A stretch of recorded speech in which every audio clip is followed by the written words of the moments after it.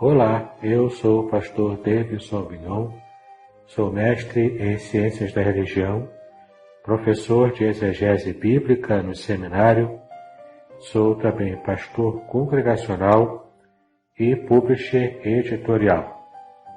Você está em mais um episódio do podcast Exegese e Exposição. Eu gostaria de convidá-lo a conhecer o meu curso de Introdução à Exegese Bíblica. Será um curso muito abençoador para a sua vida. É só você clicar no link que está na descrição deste episódio e você conhecerá uma maneira simples e muito prática de como aplicar as técnicas da exegese profissional, mesmo sem conhecer grego e hebraico. Se você também quiser, pode conhecer o meu grupo no Telegram, Exegese e Exposição, e ainda conhecer e assinar o meu canal do YouTube, clicando no sininho para que você possa receber as notificações de novos materiais em vídeo que eu coloco ali no canal. Aproveite este episódio, paz e bênção sobre a sua vida.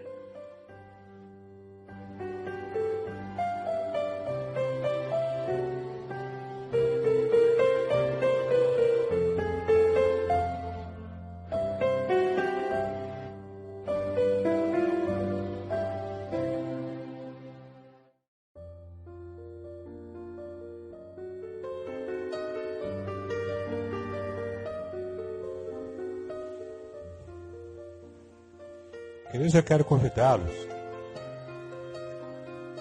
a estar abrindo a palavra de Deus no livro do Apocalipse.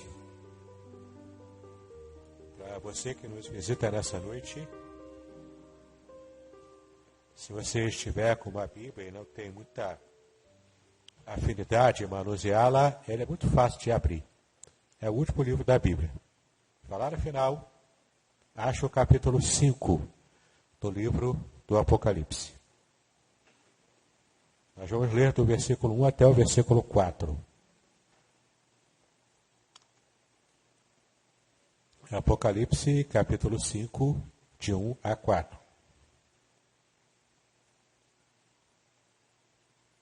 Na minha Bíblia há um título,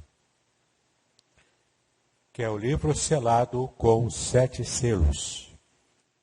E todo o capítulo 5 fala sobre esse livro selado. E vi, na destra do que estava assentado sobre o trono, um livro escrito por dentro e por fora, selado com 7 selos. E vi um anjo forte, bradando com grande voz: quem é digno de abrir o livro e de desatar os seus selos? E ninguém no céu, nem na terra, nem debaixo da terra, podia abrir o livro e nem olhar para ele. E eu chorava muito, porque ninguém fora achado digno de abrir o livro e nem de o ler e nem de olhar para ele. No início de janeiro, assim que o ano de 2020 nasceu, ainda gozando as minhas férias, eu tive a oportunidade de assistir maratonar, uma série da Netflix. Depois que as férias acabam, não tem mais tempo para isso, então tem que aproveitar enquanto pode. Né? Essa série é uma série recentemente lançada, chamada Messiah. Você já ouviu falar dela? Messiah, que em inglês é Messias.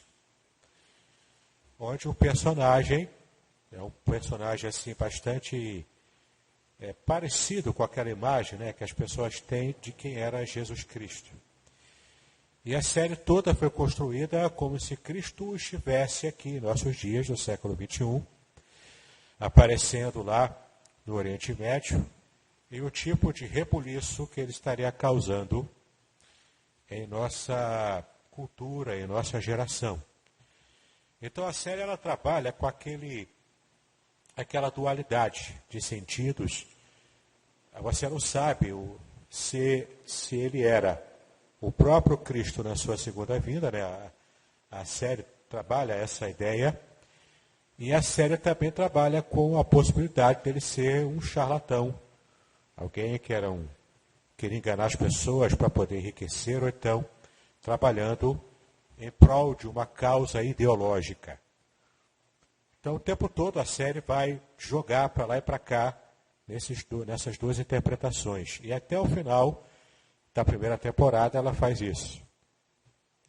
Eu fiquei, enquanto eu assistia os episódios, ela não é muito grande, mas eu estive assistindo, e eu fui pensando como é o imaginário das pessoas de quem era Jesus. Isso me levou a essa reflexão. E eu cheguei à seguinte conclusão: seja lá qual for a ideia dos autores dessa série, nas próximas temporadas que virão, como isso vai se desenvolver, seja lá qual for, na verdade não importa muito.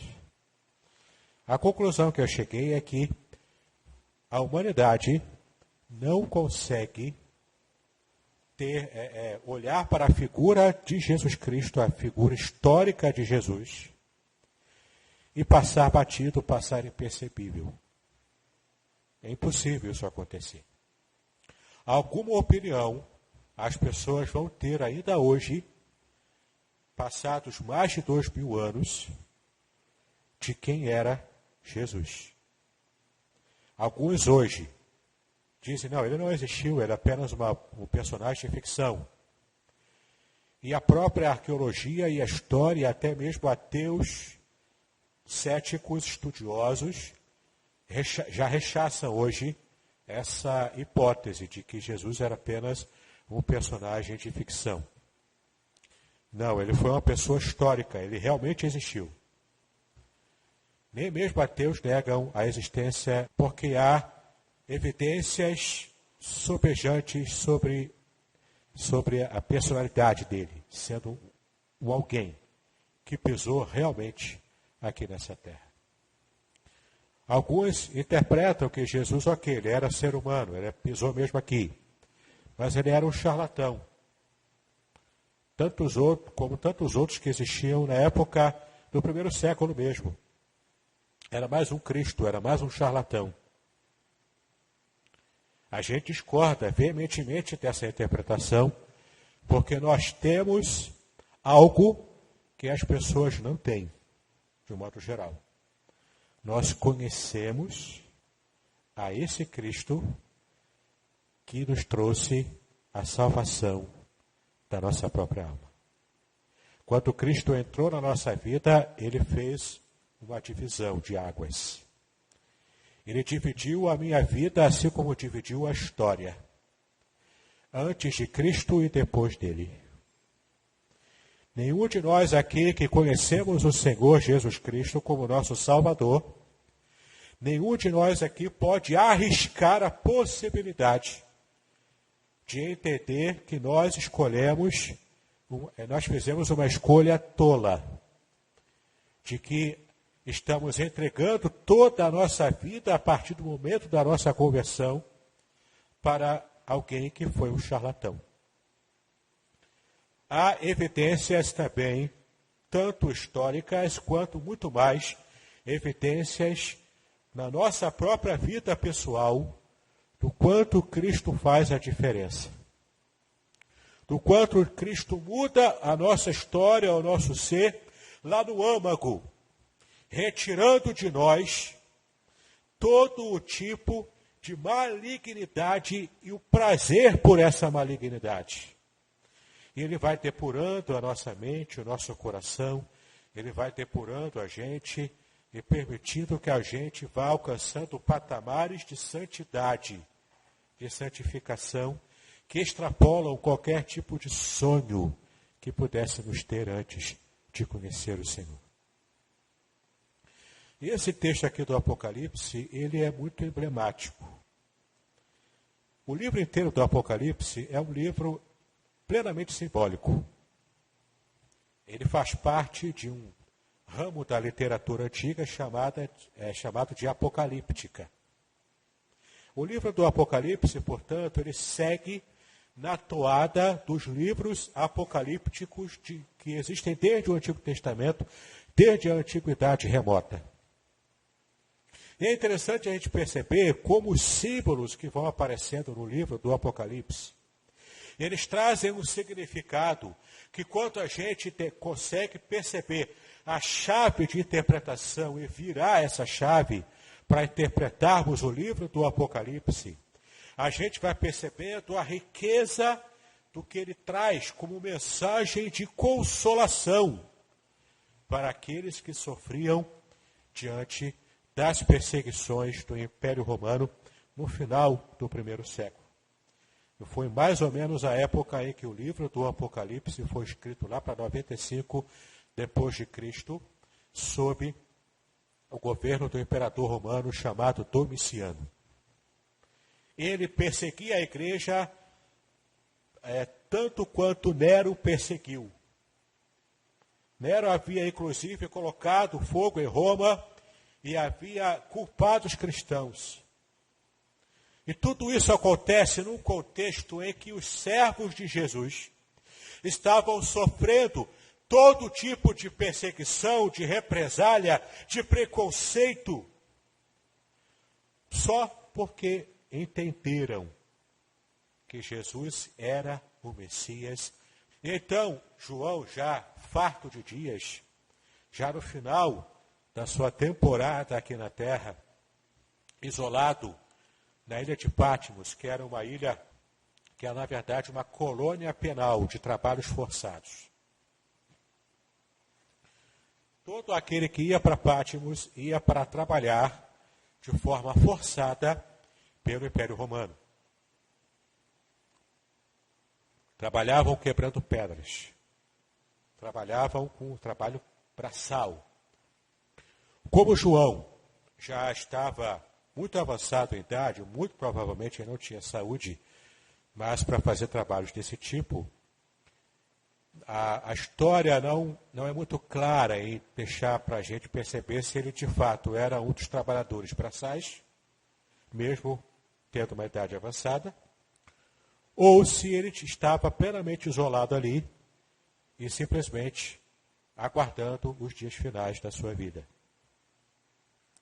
O fato é, na ilha de Patmos, Jesus chega para João.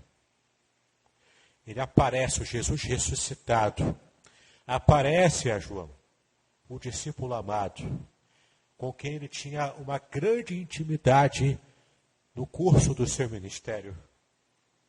E então Jesus se revela a João, não mais o Jesus que andava aqui na terra, o Jesus suado, cansado, sujo da poeira da rua, o Jesus que falava o aramaico, que João estava acostumado, naquele jeito peculiar de Jesus falar. Não o Jesus inventado com essa loucura que a gente vê hoje em dia, nessa série da Netflix que eu mencionei para vocês, ou do nosso famoso Henrique Cristo aqui no Brasil, essa loucura estonteante que só o Brasil consegue produzir um negócio desse.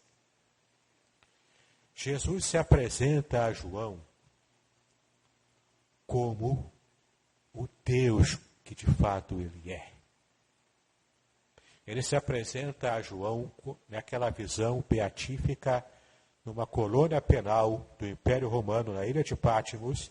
Ele se apresenta com a sua glória e o seu esplendor, para que João percebesse, olha, eu tive intimidade com ele enquanto estávamos aqui na terra pisando, enquanto ele estava aqui comigo, mas olha quem de fato ele era.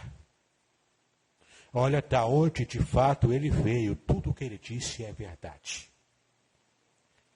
E aqueles que têm o dom espiritual de ter uma revelação, de ter uma visão, percebe tudo o que está acontecendo na visão como sendo algo palpável. Embora fosse uma visão, mas os sentidos da pessoa é completamente tomado por aquela visão.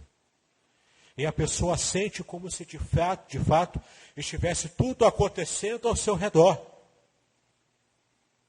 Naquele momento, João percebe que era Jesus, porque ele se revela com toda a sua glória pujante para aquele homem. E olha que interessante o que João escreve aqui no capítulo 5, como nós já lemos. E vi na destra do que estava assentado sobre um trono. Aqui se refere a Deus. Nessa visão, João estava vendo o próprio Deus sentado sobre um trono. O trono aqui simbolizando que Deus está no governo de todo o universo, da história humana. Deus está governando, porque Ele está sentado num trono como um rei, que governa, que rege tudo pelo seu poder. Ele estava sentado sobre o trono, e com ele, com esse ser espiritual, o livro escrito por dentro e por fora, selado com 7 selos. É claro que nós, muitas vezes, podemos ter uma imagem equivocada do que era esse livro. Porque hoje conhecemos o livro como essa Bíblia que você está usando. Esse tipo de livro chama-se códice. Quando ele tem várias páginas recortadas, impressas de um lado e de outro, e é colado numa lombada, e você vai abrindo e vai lendo, virando as páginas. É esse o formato de livro como nós conhecemos, né? Mas na antiguidade, os livros não eram feitos assim. Os livros, eles eram enrolados como rolos. Geralmente, na maior parte das vezes, os livros eram escritos apenas de um lado do pergaminho, ou do papiro, no caso aqui pergaminho, e se enrolava com a parte branca, a parte sem escrita, por fora, para então selar, como eram feitos esses selos. Era um sinete real, quando era uma carta ou um livro do rei, que tinha interesse especial para o rei. Ele então colocava uma resina e selava com o anel do rei. E então o livro ficava lacrado. Aquele lacre, que era o selo que servia para juntar as partes do livro que estava enrolado, aquele lacre não era difícil de ser aberto. Era fácil, com 2 dedos você fazia assim e quebrava o lacre. A questão aqui não era você ter uma destreza, uma força descomunal para que você pudesse abrir os selos. A questão aqui era outra. E observe como o texto continua. Este livro, portanto, já era um livro diferente. Porque ele era um livro que estava escrito por dentro e por fora. Então, quem olhasse o livro ainda fechado, selado, podia ver que tinha alguma coisa escrita ali, muito provavelmente na língua hebraica. Mas observe o que diz o versículo 2. E vi um anjo forte, bradando com grande voz: quem é digno de abrir o livro e de desatar os seus selos? Observe que a qualidade para que alguém pudesse abrir esse livro selado com 7 selos, esse livro que foi fechado de modo garantido com 7 vezes. No livro do Apocalipse, como em toda a Bíblia, o número 7 ele tem um simbolismo especial. Ele simboliza algo que está completo, algo que é perfeito, que está completo. Portanto, esse livro, escrito por dentro e por fora, enrolado, lacrado com 7 selos, ele estava perfeitamente selado. Por quê? Porque o contexto do capítulo 5 mostra que este livro é o livro do juízo final. Os detalhes, portanto, do juízo final estavam completamente selados para a humanidade. Ninguém poderia entender o que estava escrito nesse livro, selado com 7 selos de modo perfeito. E então o que acontece? Esse anjo forte, um anjo grande, um anjo poderoso, ele brada com grande voz, aquela voz de barítono, imagino eu, gritando. Bradar aqui é gritar, é falar alto, com a autoridade de um anjo. Ele então pergunta: quem é digno de abrir o livro e de desatar os seus selos? A questão aqui, como eu disse, não é força. Não é destreza, não é esperteza. Não é intelectualidade. Esse anjo pergunta por que ele mesmo não abriu? Porque ele não era digno. A questão aqui para abrir os selos do livro do juízo final era dignidade e não força, e não poder. E olha que interessante como o texto continua, no versículo 3. Ninguém no céu, nem na terra, nem debaixo da terra, podia abrir o livro e nem olhar para ele. Esse era um livro selado, era um livro que continha os segredos do juízo final. Estava nas mãos daquele que estava sentado sobre o trono. Estava nas mãos do Pai, completamente protegido. Ninguém podia tomar aquele livro. Ninguém podia pegar aquele livro. Ninguém podia abrir, nem sequer olhar para ele. Porque, é claro, se o livro do juízo final estava na mão do Deus Todo-Poderoso, e alguém quisesse olhar para o livro que estava na mão do Deus Todo-Poderoso, estaria olhando diretamente para o Deus Todo-Poderoso. E nenhum ser vivo na face da terra pode olhar claramente, diretamente para o Deus Todo-Poderoso. Isaías capítulo 6 fala sobre isso. Nem mesmo os querubins ungidos que ficavam na presença de Deus, eles olhavam para Deus de qualquer maneira. Eles tapavam os olhos com as asas para mostrar o respeito que eles tinham para a majestade do nosso Deus maravilhoso, poderoso, eterno, nosso Pai Celestial. Ninguém podia mexer nisso, ninguém podia sequer olhar para o livro, ninguém podia pegar o livro, porque não havia dignidade suficiente em nenhuma criatura da terra, do céu ou debaixo da terra. A questão aqui era dignidade, e a dignidade envolve santidade.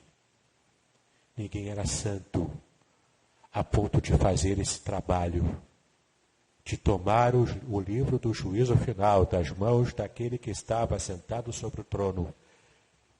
E ninguém podia abrir esse livro. Ninguém podia conhecer.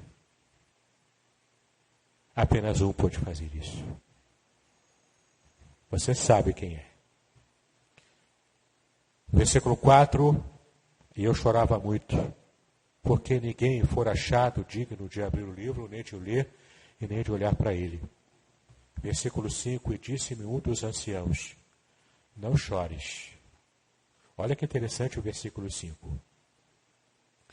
Não chores, eis aqui o leão da tribo de Judá, a raiz de Davi, que venceu para abrir o livro e desatar os seus 7 selos. Ninguém na terra, no céu, debaixo da terra foi achado digno. Era santo o suficiente para fazer isso, mas havia apenas um. Em toda a história humana, desde a antiguidade até os dias finais, que é o contexto que é revelado aqui no Apocalipse, apenas um ser tem a dignidade, a santidade, o suficiente para fazer esse ato, esse serviço. Ele se refere aqui ao leão da tribo de Judá. E nós logo imaginamos aquele leão forte, com a coroa, simbolizando o Senhor Jesus. De fato, a Bíblia no Antigo Testamento diz que Judá era um leãozinho. A figura da tribo de Judá foi atrelada ao leão desde o começo. O Senhor Jesus é apresentado aqui como esse leão, forte e poderoso, não mais aquele que estava morto na cruz, há algumas décadas atrás. Não mais aquele que estava sofrendo, sendo escorraçado, sendo zombado. Mas João estava tendo uma visão especial daquele que é equiparado ao leão, que venceu, que vence tudo, que vence todos, ninguém é páreo para ele. E a figura do leão vencedor, ela é aplicada ao Senhor Jesus, porque a morte, que é o principal inimigo da humanidade, não o derrotou. Ele venceu a própria morte. E olha que interessante ainda o que o texto diz. Além de leão de Judá, ele é a raiz de Davi. Entenda, o texto não diz que Jesus era um descendente de Davi. Embora ele fosse um descendente de Davi, do ponto de vista humano. Mas ele é a raiz de Davi. Ele é o que veio antes de Davi. Ele é a razão da existência do próprio rei Davi. O principal rei da história de Israel. Até hoje, se você for a Israel, se você for a Jerusalém, Davi é respeitado até hoje lá. Ele é cogitado como o melhor rei da história da nação de Israel. O melhor governante. E aquele que é judeu ortodoxo ainda hoje espera lá em Israel a chegada do Messias. Eles que não reconheceram o Senhor Jesus como Messias, eles aguardam o esperado Messias deles como vindo da descendência de Davi. Então, a importância da figura do rei Davi para aquelas pessoas de Israel. Ele não é apenas um descendente de Davi. Ele é a raiz de Davi. É do tronco dele, na verdade, que procedeu Davi. E procedeu todos os reis. E procedeu toda a humanidade. Porque em Colossenses nós lemos que Cristo, ele é co-criador juntamente com o Pai. Sem ele, nada do que foi feito se fez. Como João diz. E a gente vai percebendo qual o nível da revelação do que Cristo está mostrando quem ele é para João. Versículo 5 ainda. Ele venceu para abrir o livro e desatar os seus 7 selos. Mas quem será que abriu? Foi o Jesus tipificado pelo leão? Foi o Senhor Jesus que se mostra como esse leão forte e poderoso? Não, nós já vimos aqui que a grande questão para abrir o livro selado não é a força do leão, é a dignidade do cordeiro. Veja o que diz o versículo 6. E olhei, e eis que estava no meio do trono, e dos 4 animais viventes, e entre os anciãos, um cordeiro, como havendo sido morto, e tinha 7 chifres e 7 olhos, que são os 7 Espíritos de Deus enviados a toda a terra. Claro, nós estamos aqui diante ainda de uma figura simbólica. Jesus aqui é apresentado como o cordeiro que é digno de abrir o livro. Não precisa de força, não precisa de esperteza, de destreza, precisa de dignidade, que estraçalha os seus inimigos. Mas a figura do cordeiro é a figura daquele que foi morto, daquele que sofreu na sua própria vida as agruras e as consequências do seu ministério substitutivo da nossa vida na cruz do Calvário. Isso tornou Jesus Cristo digno de abrir um livro selado. O seu sacrifício como Cordeiro de Deus, que derramou o seu sangue na cruz por aqueles que lhe pertencem. Observe o que o texto ainda diz. Temos aqui alguns elementos que são simbólicos também. Ele estava no meio do trono e existem aqui 4 animais viventes e entre os anciãos um cordeiro. Os 4 animais viventes simbolizam aqui, muito provavelmente esse é o significado, deles estarem simbolizando toda a criação, toda a ordem da criação. E os 24 anciãos são como se fossem 2 representantes de cada tribo de Israel, representando, portanto, a liderança daqueles que participam como a liderança de uma nação, de uma tribo. Quem é líder, né? Quem está acima com o cargo de liderança. Então nós vemos aqui todas as nações sendo representadas. As próprias tribos de Israel sendo representadas. E Cristo se apresentando diante deles como Cordeiro, que é o único em toda a existência, ele é o único digno de abrir o livro selado. Veja aqui o versículo 7. E veio e tomou o livro da destra do que estava assentado no trono. Eu não sei se você consegue imaginar a cena de como está se desenrolando aqui. O Cordeiro, que é o único digno de abrir os selos, ele é tão digno, que ele é o único que pode chegar diante do trono do Deus Todo-Poderoso. E o texto diz, tomar das mãos do Deus Todo-Poderoso o livro para que pudesse abri-lo.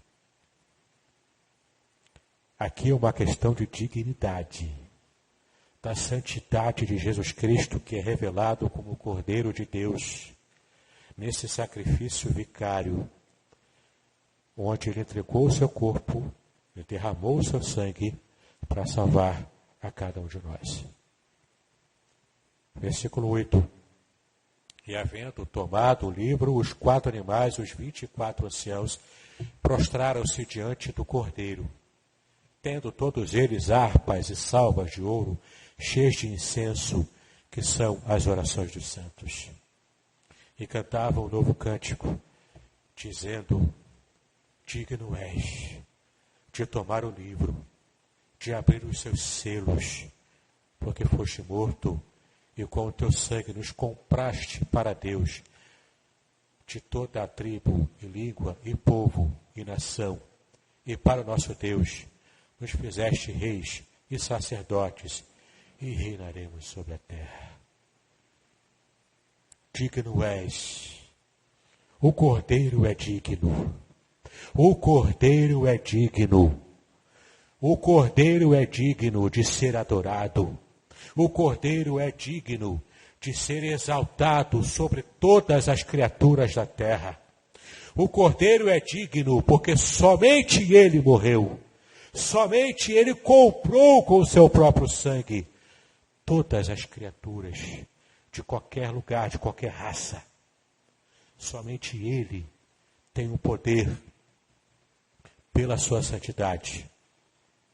Meus amados, meus queridos, minhas queridas, esses versículos aqui mostram para nós um alento, um respirar de tranquilidade, um suspiro de esperança diante de um mundo tão conturbado, tão completamente deturpado em sua própria existência, nesse modo como a gente vai levando a vida muitas vezes. A gente muitas vezes acha que a vida se resume a isso, a trabalhar, ganhar dinheiro, sustentar a minha casa, conseguir manter a minha família. Quando dá tempo eu me divirto um pouco, vou para a igreja, cumpro a minha função de bom crente, volto para casa e o ciclo se repete. Quando entramos nesse círculo vicioso, com a religiosidade evangélica também envolvida no meio, a gente muitas vezes não percebe quem é de fato o nosso Senhor. Quem nós realmente estamos amando e servindo. Eu estou amando e servindo ao mesmo tempo o Cordeiro de Deus, que é digno de fazer tudo isso. Eu estou amando e servindo o leão todo-poderoso da tribo de Judá. Eu não posso me esquecer disso no meu dia a dia. Eu tenho do meu lado o Deus Todo-Poderoso, que faz maravilhas e milagres que eu sequer posso sonhar e imaginar. E também tenho ao meu lado essa mesma pessoa que se revelou como o Cordeiro de Deus, que me amou a ponto de entregar a sua própria vida por mim, quando eu ainda era inimigo de Deus. Percebe isso? Percebe a grandeza do Senhor Jesus Cristo, que é tão zombado, vilipendiado ainda no dia de hoje. Na própria Netflix, no último Natal, nós vimos lá o tipo de palhaçada que fizeram com o nome de Jesus Cristo. Como se eles nunca fossem dar contas diante do leão da tribo de Judá. Meus amados, esse texto mostra para nós o cordeiro e o leão. No versículo 10, e para o nosso Deus nos fizeste reis e sacerdotes, e reinaremos sobre a terra. Aqui a terra da cultura judaica simbolizava a bênção final. Desde aquela ideia da terra prometida, com Moisés retirando o povo do cativeiro egípcio e chegando a Canaã e toda aquela saga que nós conhecemos bem, isso entrou, a ideia da terra entrou para a figura do pensamento judaico antigo como sinônimo da maior bênção de Deus. Na nossa perspectiva, como Paulo diz em Filipenses capítulo 3, versículo 20, a nossa pátria está nos céus. A nossa terra é o céu, é o novo céu, é a nova terra que o Senhor já preparou para nós. O Cordeiro de Deus já preparou para nós o céu. E, meu amado, não importa o tipo de aflição que você enfrente nessa vida. Não importa a angústia que você enfrente. Você pode, inclusive, terminar essa vida sem ter a resposta daquilo que você pediu ao longo da sua caminhada cristã. Lá em Atos, você vai ver, na galeria dos heróis da fé, quantos heróis da fé morreram sem sequer ver o cumprimento da promessa que Deus havia feito. Eles receberam o galardão, sabe onde? No céu. Na oração mais difícil que você fizer, no pedido mais complicado que você fizer, na sua necessidade mais premente, a maior resposta que Deus vai te dar vai ser no final, vai ser o céu. Guarda isso no teu coração. Infelizmente, a gente tem percebido o quanto as pessoas hoje perderam, inclusive nas igrejas evangélicas por aí afora, as pessoas perderam a dimensão do que é aguardar com esperança a vinda de Cristo e o céu no final de tudo. As pessoas querem tudo para agora, tudo para hoje. Nada contra o Deus Todo-Poderoso que realmente nos dá bênçãos aqui na terra. Mas a maior resposta das minhas orações, ela virá quando eu partir desse lugar e estiver para sempre ao lado do meu Deus. É o leão da tribo de Judá. É o cordeiro que morreu, que foi imolado para trazer vida eterna para mim. Isso é promessa dele. Eu posso confiar na promessa do meu Deus. Versículo 11, olhei e ouvi a voz de muitos anjos ao redor do trono, e dos animais, dos anciãos, e era o número deles milhões de milhões, e milhares de milhares, que com grande voz diziam, digno é o Cordeiro, que foi morto, de receber o poder e riquezas, e sabedoria, e força, e honra, e glória, e ações de graças. E ouvi a toda a criatura que está no céu e na terra, e debaixo da terra, e que estão no mar, e a todas as coisas que neles há, dizendo ao que está sentado sobre o trono, e ao Cordeiro, sejam dadas ações de graças, e honra, e glória, e poder, para todo sempre. E os 4 animais diziam amém. E os 24 anciãos prostraram-se, e adoraram ao que vive, para todo sempre. A palavra de Deus diz que no final dos tempos, toda língua confessará, todo joelho se dobrará, diante do Cordeiro de Deus, que se revelará como o leão da tribo de Judá. Gostando ou não gostando disso, sendo ateu, que zombou de Cristo a vida inteira aqui na terra, vai chegar o dia em que até mesmo ele terá que se dobrar, chorando, mas confessando, ele de fato era o verdadeiro Deus encarnado nessa terra. Como naquelas figuras dos 2 ladrões na cruz. Um zombando e o outro que creu mesmo no último momento da sua vida. E o Senhor disse, para aquele que creu, para aquele que demonstrou fé, o Senhor Jesus disse, ainda pregado naquela cruz do madeiro, ele disse, hoje mesmo estarás comigo no paraíso.